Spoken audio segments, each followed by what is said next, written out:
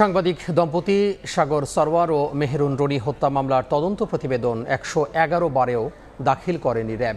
আগামী ১৫ অক্টোবর এই মামলার পরবর্তী তদন্ত প্রতিবেদনের জন্য দিন নির্ধারণ করা হয়েছে।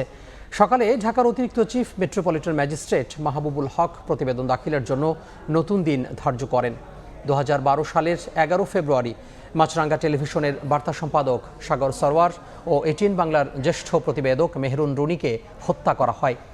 এ ঘটনায় নিহত রনির ভাই নওশের আলম রোমান শেরেবাংলা নগর থানায় একটি হত্যা মামলা করেন। চাঞ্চল্যকর এই হত্যা মামলার তদন্তভার দেয়া হয় ডিবিকে।